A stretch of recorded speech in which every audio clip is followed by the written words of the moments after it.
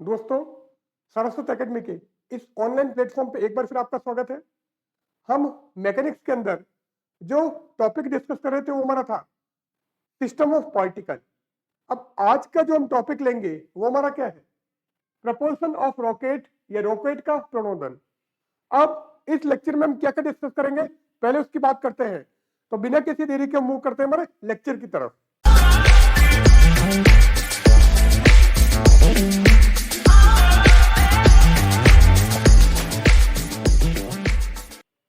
तो आज हम दो टॉपिक कवर करेंगे।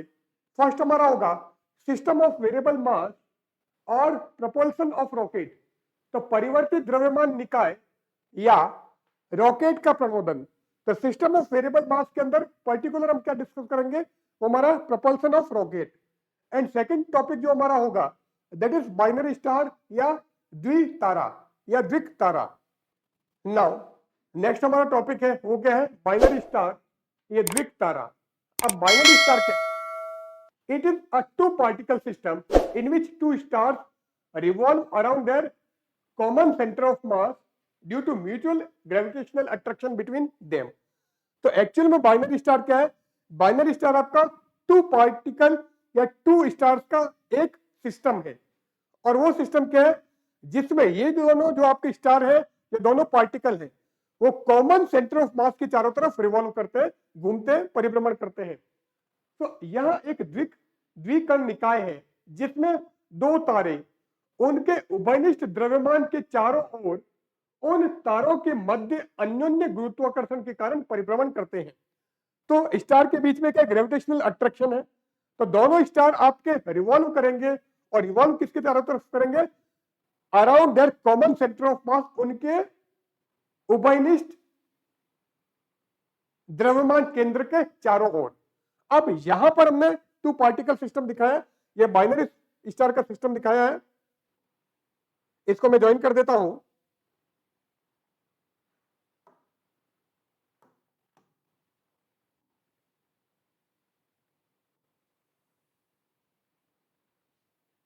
सो ये जो आपका स्टार है, ये तो आपका इस ऑर्बिट में घूम रहा है, और ब्लू वाला जो है वो आपका इस ऑर्बिट में घूम रहा है। दोनों का सेंटर ऑफ मास कॉमन है। सेंटर ऑफ मास हमारा रेड वाला है। तो अब हम क्या करते हैं, इसको स्टडी करते हैं। तो ये तो हमारा क्या हो गया? सेंटर ऑफ मास, ये द्रव्यमान केंद्र।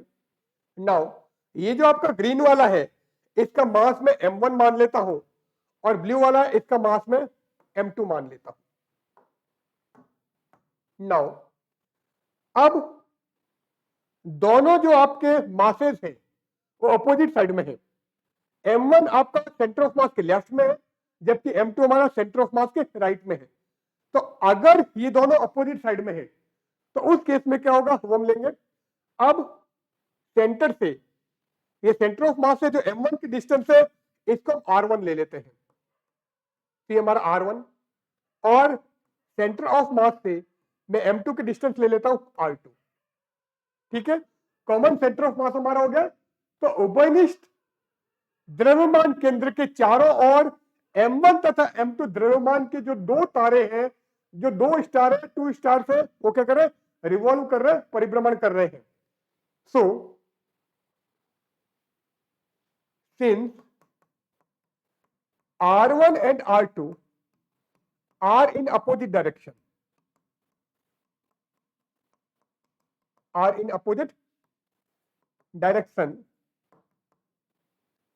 चूंकि R1 तथा R2 किसमें? अपोजिट डायरेक्शन में, विपरीत दिशा में है।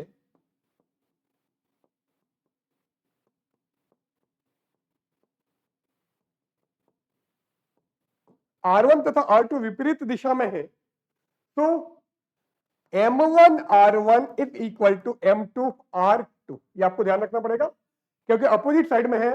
तो मास इनटू डिस्टेंस का जो प्रोडक्ट है वो आपका सेम रहेगा, कांस्टेंट रहेगा। तो M1 R1 equal to M2 R2, और यहां से हमको क्या मिल जाएगा?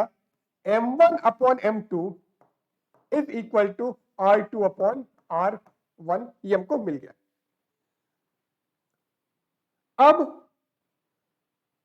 M1 से M2 की जो डिस्टेंस है ये मैं R मान लेता हूं, तो ये टोटल डिस्टेंस में R ले लेता हूं। तो R क्या हो गया? R हो गया हमारा R1 प्लस R2। तो R is equal to R1 plus R2 है। अब हम M1 और M2 के बीच में ग्रेविटेशनल अट्रैक्शन की बात करते हैं। तो यदि हम M1 तथा M2 के मध्य गुरुत्वाकर्षण की बात करें तो गुरुत्वाकर्षण बल या ग्रेविटेशनल फोर्स क्या होगा? न्यूटन के according F equal to G M1 M2 upon R square होता है। सो यहां पर हम लिख देते हैं फ्रॉम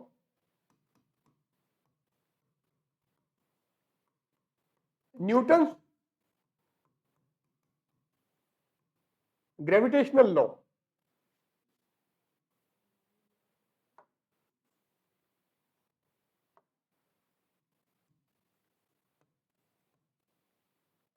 न्यूटन के गुरुत्वाकर्षण के नियम से, गुरुत्वाकर्षण के नियम से। अब ग्रेविटेशनल लॉ से क्या हो रहा है? G is equal to G M1 M2 by R square. R क्या है? R M1 और M2 के बीच के डिस्टेंस है, और जी हमारा ग्रेविटेशनल कांस्टेंट, ये गुरुत्वीय नियतांक होता है। तो ग्रेविटेशनल फोर्स जो M1 और M2 के बीच में लगेगा वो हमारा होगा जी M1 M2 upon R square. अब क्योंकि आपके जो मासेज हैं वो आपके ऑर्बिट में घूम रहे हैं, कक्षा में चक्कर लगा रहे हैं। अब अगर यहां पर मैं सर्कुलर ऑर्बिट की बात करूं, तो अगर M1 के लिए सर्कुलर ऑर्बिट की हम बात करें तो सर्कुलर ऑर्बिट के लिए क्या होता है? पहले हम सेंट्रीपिटल फोर्स की बात करते हैं। सेंट्रीपिटल फोर्स मतलब अभिकेंद्रीय बल। तो सर्कुलर ऑर्बिट के लिए जो आपका सेंट्रीपिटल फोर्स होगा, अभिकेंद्रीय बल होगा, वो आपका इस फोर्स के बराबर होना चाहिए। सो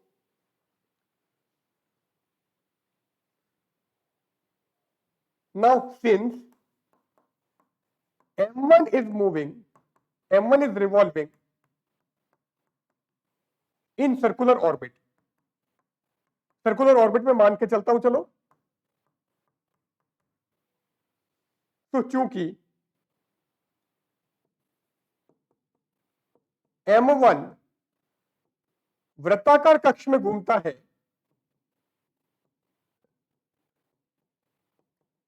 अब सर्कुलर ऑर्बिट में अगर रिवॉल्व कर रहा है तो फोर्स क्या होगा? Centripetal force. So F C is equal to M1, centripetal force क्या होता है? M R omega square. तो M1R1 ओमेगा स्क्वायर, ये आ गया। हम क्या करते हैं, इसको इक्वेशन 1 कर देते हैं, ये 1, इसको 2 कर दिया और इसको हम 3 कर देते हैं। अब अगर M1 आपका सर्कुलर ऑर्बिट में घूम रहा है तो ये जो आपका ग्रेविटेशनल पुल है इससे बैलेंस हो जाना चाहिए, क्योंकि अगर दोनों में से एक भी ज्यादा हुआ तो अपनी ऑर्बिट से बाहर निकल जाएगा, कभी भी उस कक्ष में वापस नहीं आएगा। So for circular motion of M1,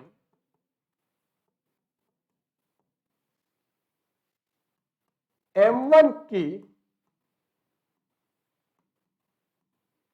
की वृत्तीय गति के लिए M1 की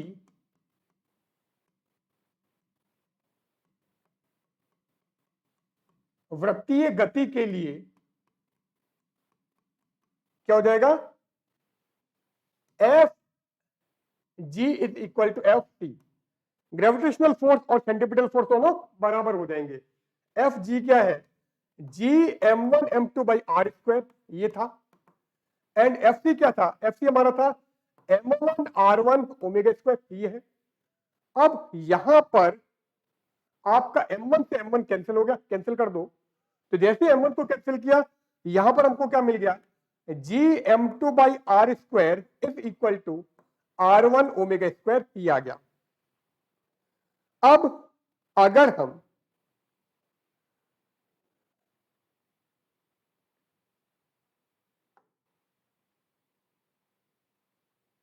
r equal to r1 plus r2 and m1 upon m2 equal to r2 upon r1, इन दोनों को कंसिडर करें। इसको मैं अलग कर देता हूं।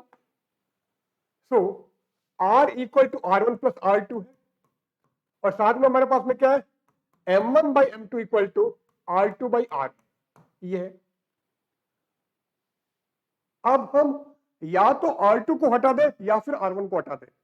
तो मैं क्या करता हूं, r2 की वैल्यू यहां से निकाल लेता हूं। r2 क्या आ जाएगा, m1 r1 बाई m2, और ये वैल्यू आप यहां पर रख दो। क्लियर है?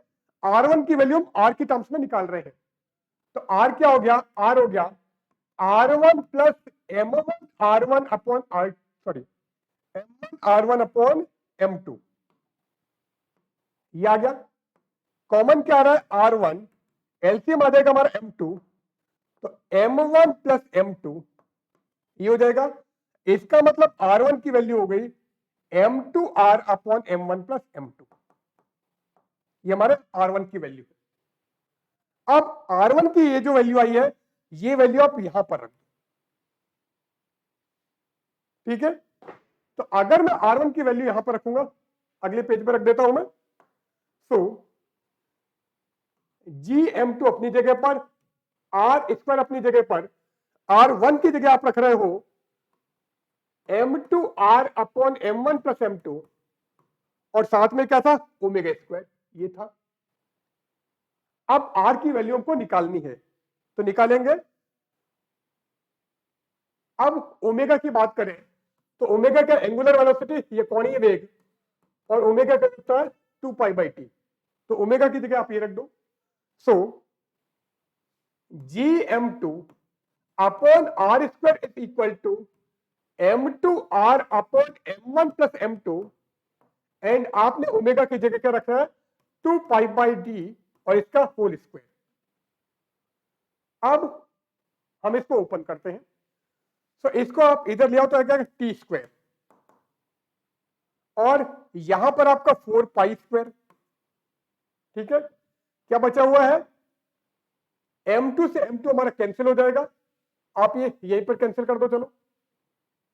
सो 4π² upon m1 plus m2 into r³, ये आ गया।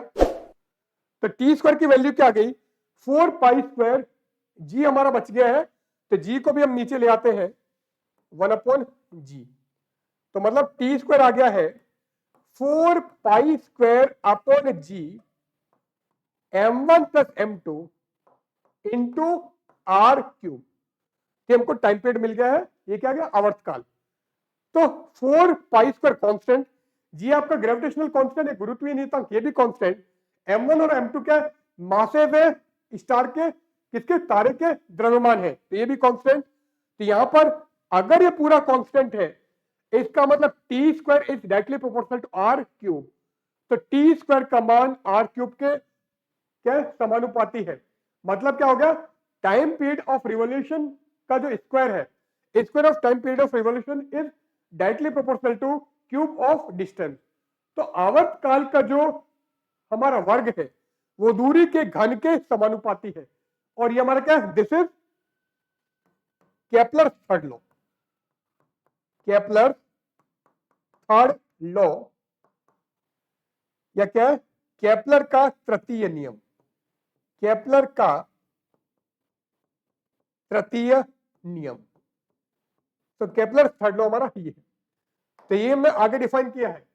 तो according to Kepler third law of planetary motion, Kepler के ग्रहीय गति के तृतीय नियमानुसार, Kepler law, Kepler third law जो है उसके अकॉर्डिंग क्या है, the square of the period of revolution of satellite moving in a circular orbit around the earth.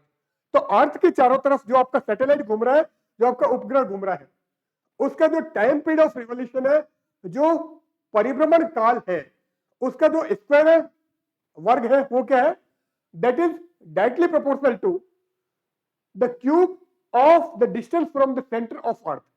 तो अर्थ के सेंटर से उस सैटेलाइट के जो डिस्टेंस है, दूरी है, जो आर है, उसके क्यूब या घन के प्रोपोर्शनल होता है।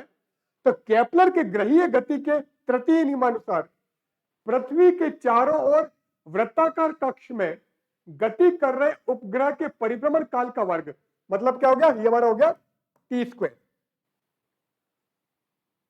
उपग्रह की पृथ्वी के केंद्र से दूरी क्या थी, आर, के घन के समानुपाती होता है, मतलब आर क्यूब। तो T square is directly proportional to R cube. This is Kepler third law of planetary motion. तो इसी के साथ आज का हमारा टॉपिक एंड हो रहा है। आज हमने यहां पर बाइनरी स्टार एंड साथ में रॉकेट के प्रोपोर्शन के बारे में डिस्कस किया है। तो अगर आपको ये सारे कंटेंट फुल मोड में चाहिए तो हमारा जो ऐप है सरस्वत एकेडमी, उस पर ये सारे कंटेंट फुल मोड में अवेलेबल है। तो आप ऐप को डाउनलोड कीजिए, उस ऐप का लिंक हमारे डिस्क्रिप्शन बॉक्स में दे रखा है, वहां से आप इसको डाउनलोड कर सकते हैं। तो इसी के साथ आज का हमारा टॉपिक एंड होता है। अगले टॉपिक में हम फिर मिलेंगे, तो आप इस वीडियो को लाइक कीजिएगा, शेयर कीजिएगा, और अगर आप हमारे चैनल पर नए हैं तो चैनल को सब्सक्राइब जरूर कीजिएगा। अगले लेक्चर में फिर मिलते हैं। Till then good bye.